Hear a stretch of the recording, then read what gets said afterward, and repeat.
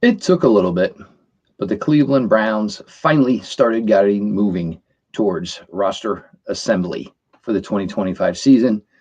And the first move was not liked at all. We'll talk about it, though. Browns 3D starts now.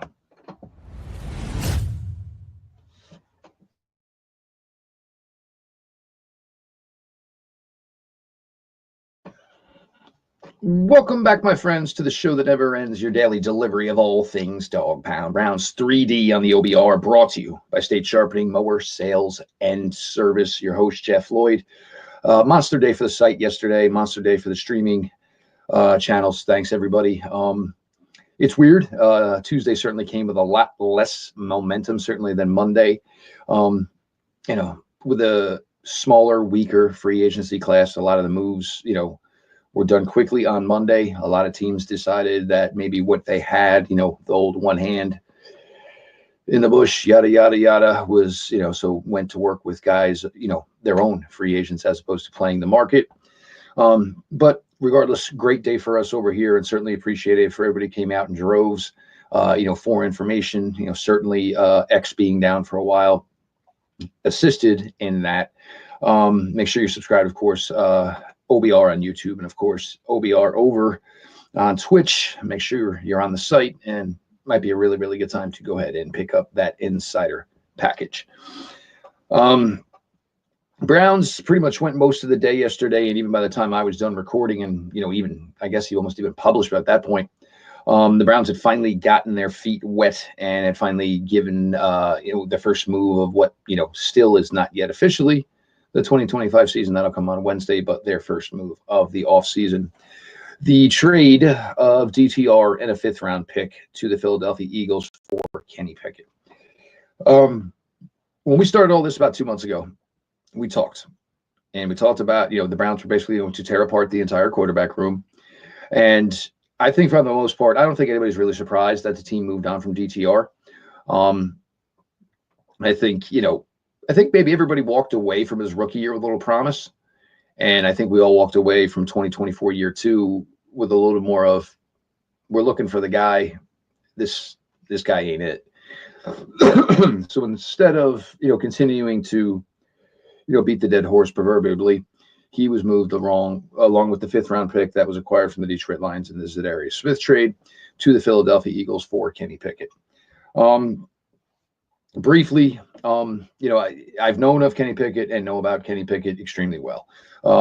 Pretty close with with Kenny Pickett's personal quarterback coach, have been for a long time. The guy that's coming in here in Kenny Pickett, he's a great young man. This has been talked about. This goes all the way back to his high school days here in Jersey. Certainly, his days out in Pitt.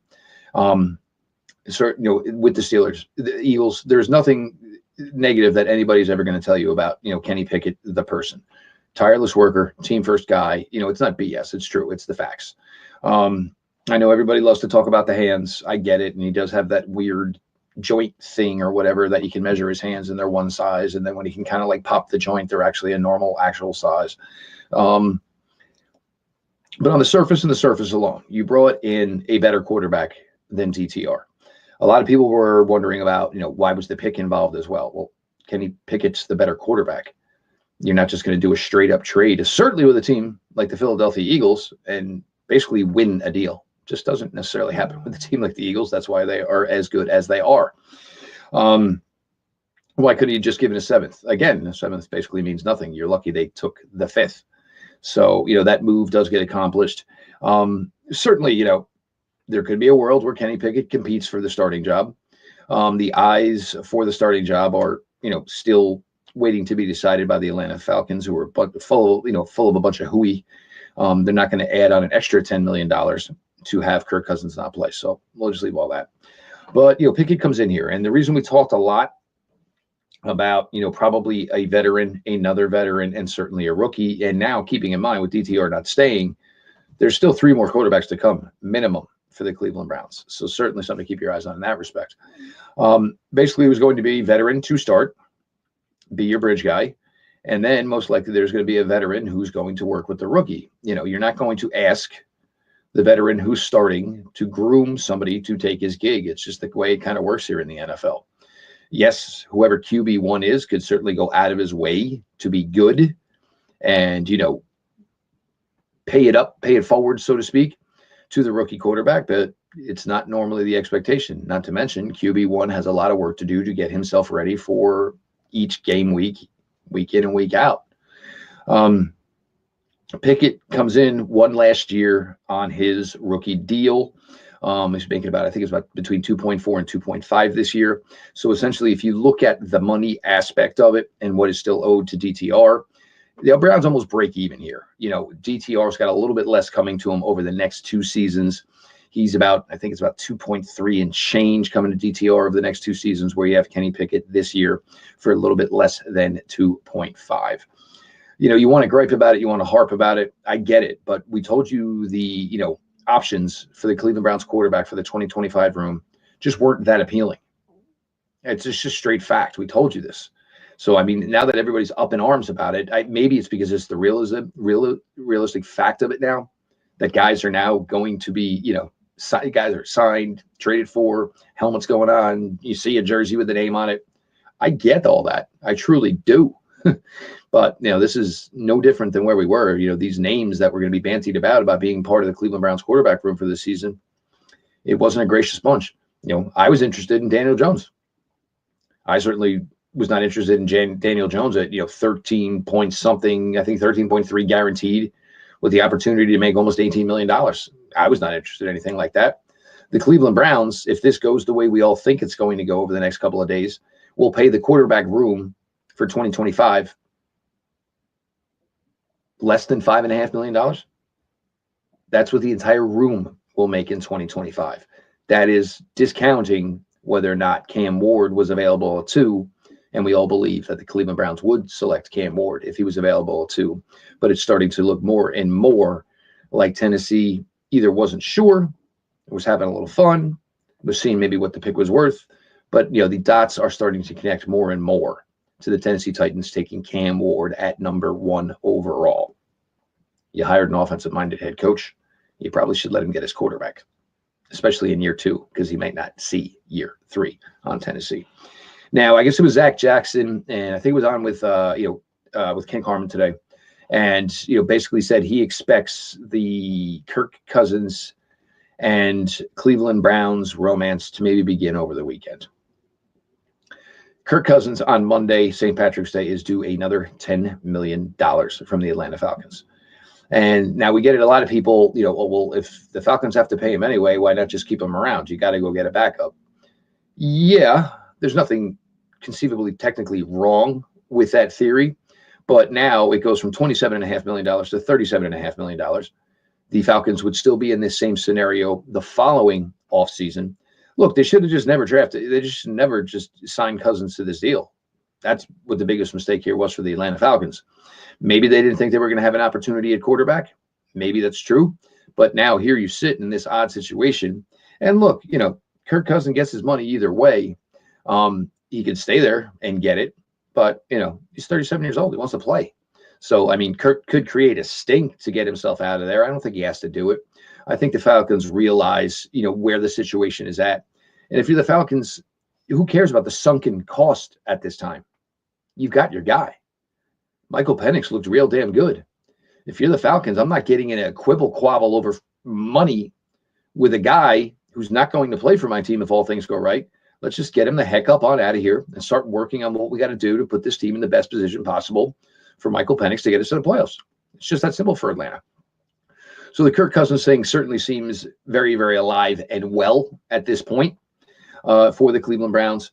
Again, that looming date for them is March 17th. A lot of people think this will be over, and Atlanta is just basically going to, declare that they're not going to meet that money, and this should be over, somewhere towards going into the weekend. And according to Zach Jackson, believing that Kirk Cousins and the Browns, the flirtation, the romance, all that good stuff should start by the weekend. Get that out of the way, get QB1 handled and, rectified, and let's just get all that. It'll go on certainly to, what the Browns are going to do. I continue steadfast in my stance that I believe Shedeur Sanders and the Cleveland Browns, there is nothing going on between these two teams at 2. People brought up the possibility of trading down. I'm not going to say it might not happen. I just don't think, if you're not going to take the guy at 2 and you're in a position like the Cleveland Browns are, my guess is you're just not in on the player. It's not being in on the player about where he is.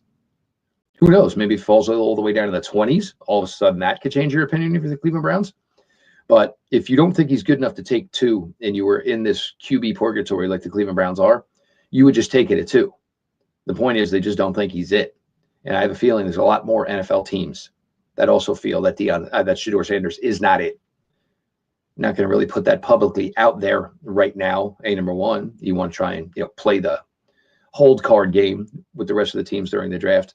Number two, his father's an NFL legend, and nobody really wants to make any waves in regards to that type of thing. It's probably certainly going to happen when Arch Manning comes into the league in a couple of years as well. That's the quarterback position. That is the latest where we are at. And for those saying, well, he's here, Kenny Pickett, he's looking to compete to start. Well, right now, he doesn't even have to compete. He's the only quarterback on the roster. So technically, he would be the starter. But Kenny Pickett is an upgrade over DTR. I don't care about the loose change that was involved in the deal. The Browns now only have 11 draft picks here for the 2025 NFL draft. And that is more than fine. We're going to continue on your latest Browns 3D. Appreciate everybody being along for the listen. We've been talking for almost a month now, and really, really excited about having State Sharpening Mower Sales and Service in Broadview Heights along for the ride with us here at the OBR. If you're local to the Cleveland area, they are your one-stop shop for all things lawn equipment. Is there anything worse than missing the Browns game because you got chores to do, your outside looks like crap? Well, State has the best lineup of new Cub Cadet motors to cut your mowing time down, as well as genuine parts and expert factory-trained technicians to get your existing mower back into peak shape. Whether you are in the market for the state-of-the-art Ultima Zero Turn or the top dog Enduro Series tractor, let State Sharpening and Cub Cadet help you keep your weekend yours. Veteran-owned, the Kane family are lifetime Clevelanders. They are lifetime Browns fans and proud supporters of us here at the OBR. Again, if you are local to Cleveland, State Sharpening, Mower Sales and Service, and Broadview Heights is your hometown team for all your lawn equipment needs. All their info is at statesharp.com. That is STATESHARP.com. Now, the next move, James Hudson, offensive lineman, moves on to the New York Giants. That right now would be a pick that would get the Cleveland Browns a compensatory pick. The belief to this point would be it would be a 6th-round compensatory pick. Certainly that would be in the 2026 NFL draft. Good luck to James Hudson. Never really got a true opportunity here. Did show well at times in 2023. And that road game in Baltimore in 2023, the Cleveland Browns kept running the ball to the right side behind James Hudson, and there was no answer the Baltimore Ravens had for it. But Hud moves on to the New York Giants. They did, and this is the point, if you were still awake for this move, God bless you. I think everybody was just physically and exhausted after a long day. But then you went ahead and they finally got their swing tackle, Cornelius Lucas, 33 years old. Most recently of the Washington Commanders, former undrafted free agent out of Kansas State University. Cornelius, if you just go on some simple things, PFF, he was the highest graded offensive tackle. He would have been the highest graded offensive tackle on the Cleveland Browns last year. It was better than DeJuan Jones, certainly better than Jack Conklin, certainly better than Jedrick Wills. Started 7 games, had almost 500 reps.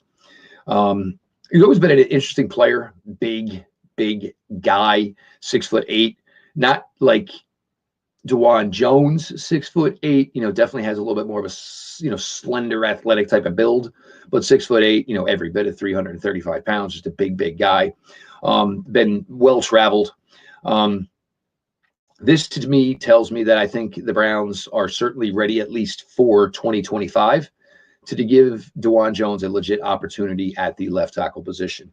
Certainly, there's a hurdle there with DeJuan getting over an injury. We know he's out of his walking boot, which if we're saying this is March and we're talking about September, so we're talking about 6 months from now, you would think there's probably a pretty good trajectory that DeJuan Jones would be available to start the season for the Cleveland Browns. No setbacks, of course, weight kept in check, all things you have to worry about and consider when you're talking about a guy, the absolute mammoth size of DeJuan Jones. It's just not easy to keep your weight at the appropriate number when you're a guy that big, and certainly injury does not help. But DeWand is up. He's walking around, no boot, all that stuff. So hopefully this progresses well, and maybe DeWand Jones learns a little bit from the mistakes of recovering from an injury his rookie year as he deals with it now here, going from year 2 to year 3. Lucas could jump in, could certainly play on the left-hand side, certainly can play on the right-hand side. Solid swing guy that the Browns brought in here. 2 years, $10 million. Definitely wasn't an exciting name for the first free agent the Browns brought in for this season, but a solid name nonetheless. 33, not an ideal age. So that kind of tells you the Browns are looking in the offensive tackle market in this draft. Again, it's not a big, deep draft class as far as the offensive tackle is concerned. So the Browns went with what they felt was probably a known commodity for at least this year. The total numbers on the Lucas deal are not really out there yet, so you don't know if this is necessarily a 2-year deal on paper, but legitimately just a 1-year deal. But this also gives the Browns now no pressure. You find an offensive tackle you like in this draft, you bring him in, you start the developmental path for him, and then hopefully you have a guy that can be certainly part of the team, the room, and maybe even a starter in 2026. Cornelius Lucas was the move from the Cleveland Browns late Monday night into Tuesday. Quiet Tuesday morning. Certainly just quiet all around as far as the news. And of course, most of the quality players at that point have been gone. And certainly the thought process that, the thought process, of just so many teams just decided to keep their own in-house. And, you go back 4 years, you go back 5 years, and you start to look at it, and some of the weaker draft classes that are now headed towards free agency, you can understand how it kind of correlates that free agency is kind of quiet when we're talking about maybe a draft from 4 years ago being quiet. They did make the move today, and this one actually I kind of liked. Joe Tryon-Shoyinka. I don't know how much I'm going to actually put in the Shoyinka. He was Joe Tryon when he was coming out of Washington. Actually really, really liked Joe Tryon. And I believe at the time, Pete and I were talking about him as a second-round target. He went 32nd overall, of course, at the time to the Tampa Bay Buccaneers. Relative athletic score was above 9.20. I think it was almost 9.3. So right there, certainly a really, really good athlete. He was a guy, the athleticism may have not matched the overall tape.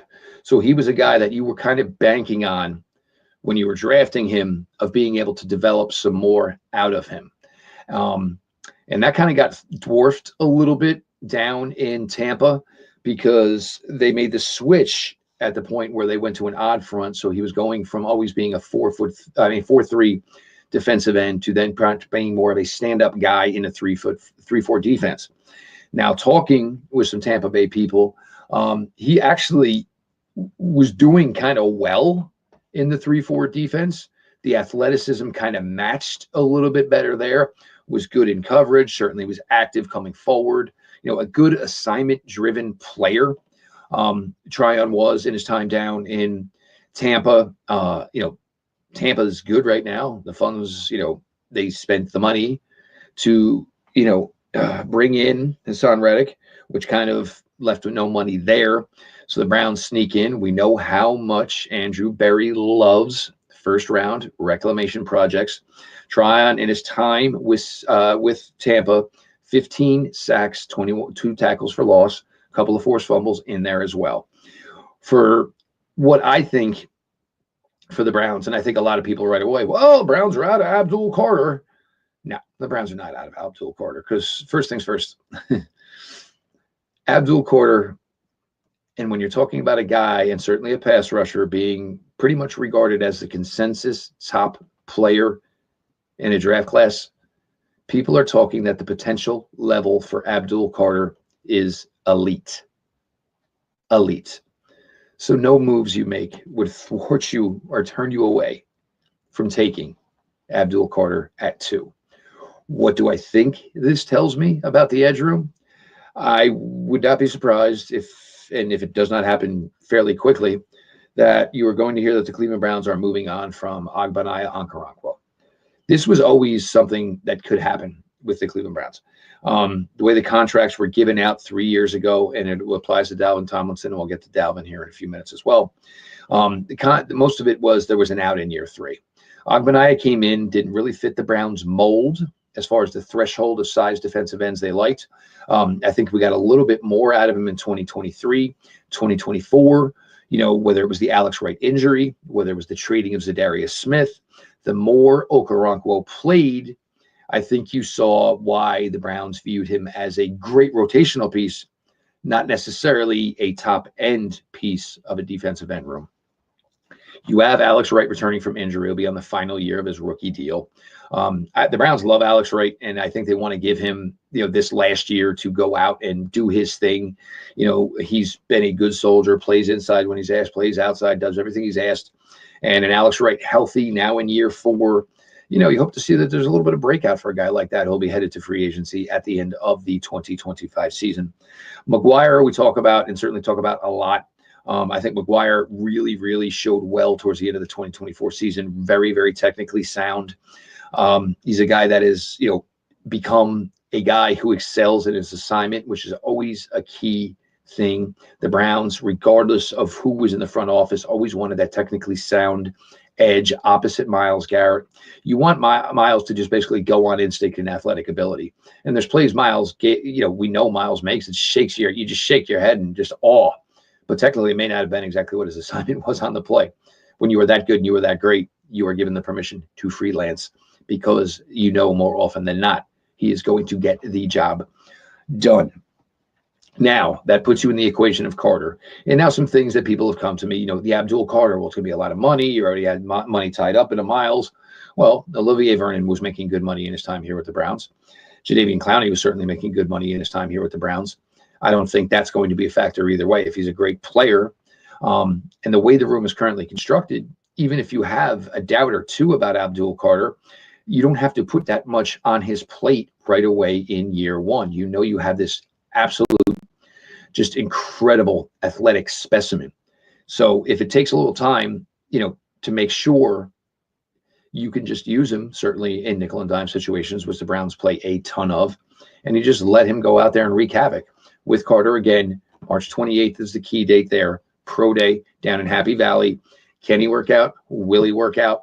Then there'll be medical rechecks, certainly when he goes to the combine. We usually get that information back about a week or so before the draft. But the money certainly is not going to scare me. And the thing that really, really impresses me about Abdul Carter and how this could work for the Browns is even if you think Carter is going to take a little bit, year 2, year 3, year 4, as Carter starts to develop in what you think is going to be this elite ceiling player, maybe Myles Garrett is starting to come back to the pack a little bit. It still gives the Browns 2 incredible pass rushers, and one they may be ascending while one may just be, age may be catching up just a tiny bit. Browns also informed Dalvin Tomlinson that they are moving on from him. This was one, and I saw here at the OBR, we talked about this a lot as far as, guys we thought that maybe weren't being bantied about guys that could be moved on upon. We agreed Ogbo Okorbkwo was one. We certainly agreed that Dalvin Tomlinson was going to be another one, the way his contract was structured as well. Browns will make some money on this deal. He is designated as a June 1st cut. Doesn't mean that, Tomlinson can sign it anytime with somebody else. And I'm not going to give the signing, I think overall was good. I don't think, I'm not trying to put any negatives on Dalvin Tomlinson in any way whatsoever. Would a little bit more out of Dalvin Tomlinson been nice? Yeah, sure. But, overall, I think the signing did what it was supposed to do. I think one of the things that I'm going to remember most about Dalvin Tomlinson's time here, it was just during the good run of 2023. And, Dalvin Tomlinson sitting on a bench, always running his mouth, having fun, telling jokes. And you got to see a different side of Myles Garrett due to a guy like Dalvin Tomlinson. There's not a lot of guys that can sit around, bust chops, joke around, and certainly do that with a player the caliber of Myles Garrett. Well, Dalvin Tomlinson was that kind of guy, and you got to see a different form, different side of Myles Garrett that certainly then made him more likable, and probably we'll all get back to that likability rating with Myles Garrett here, even though, last month or so didn't go so smooth, but here to stay. People are going to fall right back in love with number 95. We all know that. Also, you think Shelby Harris. So basically they made a decision. Shelby Harris, a lot less money. Dalvin Tomlinson. Understood why they made that move. I think one of the other things in regards to the defensive tackle room that people weren't necessarily talking about much, and I guess I'll admit it, I mean, I'm sure a lot of you were actually tuned out, for weeks 15, 16, 17, 18. I get it. I would have been tuned out too if it wasn't my job. But one of the things you quietly saw over those last, month of the season, and why he wasn't playing earlier, I have no idea, was the development of Juwan Briggs. I was screaming for Juwan Briggs to play right away, and it just didn't seem they were going to, do it.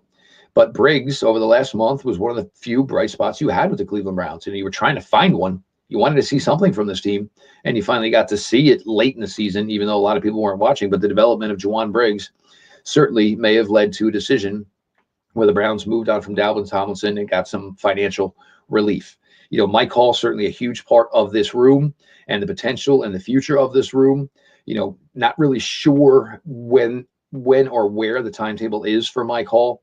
Getting hurt in week 18 absolutely sucks. Getting severely hurt in week 18 sucks.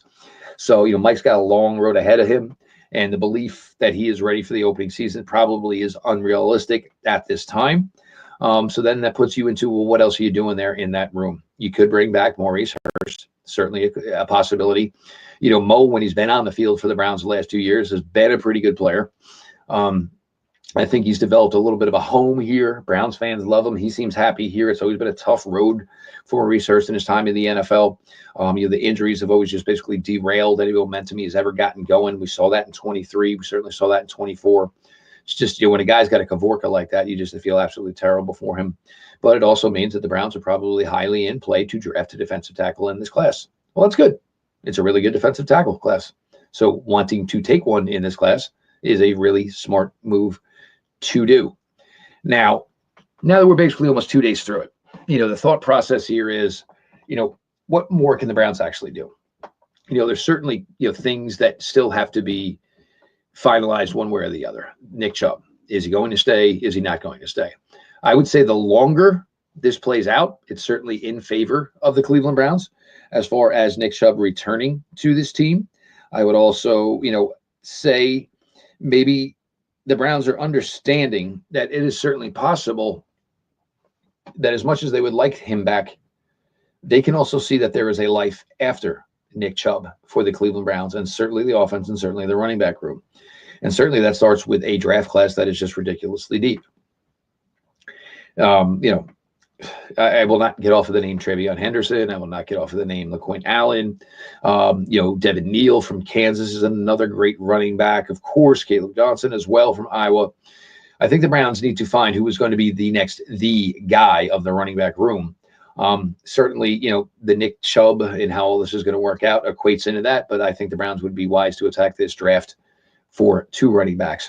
Wide receiver, not hearing much on that for this team, as much as I think they need one more. Haven't heard anything there. Elijah Moore is out, on the free agent market. Not necessarily saying he's looking to come back, but I think a guy like Elijah Moore was probably trying to say, hey, is there a team here that's going to truly put me in the slot and just let me be who I am? A lot of times for the 2 years here with Cleveland, just the way it rolled, he ended up on the outside. And I'm not saying he's a true slot receiver and he can't play on the outside, but, when you are a player and when you were headed towards free agency, yes, it's about the money, but it's also about trying to find yourself to be in a position that you feel suits your skill set the best. And we'll see where it works out for Elijah Moore. Still have a lot of faith in Cedric Tillman. But the rest of that room, and Cedric Tillman included, there is not one wide receiver in that room, not named Jerry Jeudy, who has over 26, I think, receptions in one NFL season. The Browns need to find a way to address this. And, where they might allocate a draft choice in the 2025 draft for a wide receiver, the names just don't absolutely, give me the warm feels, if you know what I'm saying. We'll see the way it works with linebacker. Again, a lot of this is the unknown due to the health of JOK. Browns certainly probably know more than we do, and certainly probably know more than they're willing to tell us at this time. But the Browns not doing anything as far as a linebacker makes you, feel good. The safety market got crazy out of hand, and the Browns just don't pay that much to the safety market. They paid it to Grant Delpit, their own, but they've shown, whether it was, John Johnson III, that it wasn't a ridiculous deal for John Johnson III. Thornhill, it was not a ridiculously large deal. Certainly, Hickman could be the part of that there. and could be the starter. Certainly you want some competition there. What does that come from free agency? Does that come from the draft? There'll be a decision made by late Wednesday on DeAnthony Bell with a $3.3 million tender. And I got to admit, I'm kind of rooting for DeAnthony on this one. Wasn't the biggest fan early in his days here, but just the work he has put in, and now the fact that he is actually a part of the rotation at safety on defense, you'd really like to see it come fruition for a guy like DeAnthony, who went through a long, long road to even get an opportunity to play in the NFL. And then certainly once he got here to the NFL, he has done everything with that opportunity, plus special teamer, and certainly can be a guy that can contribute within the defense. Just peeking here real quick before we try to put a bow on this. We got nothing new as the time of this recording. So Cleveland Browns to this point, Kenny Pickett in DTR, and a 5th round pick out. Dalvin Tomlinson out at this point. In, of course, Cornelius Lucas. In, Joe Tryon. I'm sorry, it's going to be Joe Tryon. I just don't see any other way about it. All things Kirk Cousins wise still seem to be 100% on the table. Nick Chubb still playing that hand out as well. That is your latest here, Browns 3D. You will have the React after us this evening. Garage beers after that as well. So things just continuing to flow here for the Cleveland Browns. So make sure you check out Brad and Pete after me. This has been, you have been listening to Browns 3D on the OBR, brought to you by State Sharpening Mower Sales and Service. This has been your daily delivery of all things Dog Pound Browns 3D on the OBR, and we will talk to you tomorrow.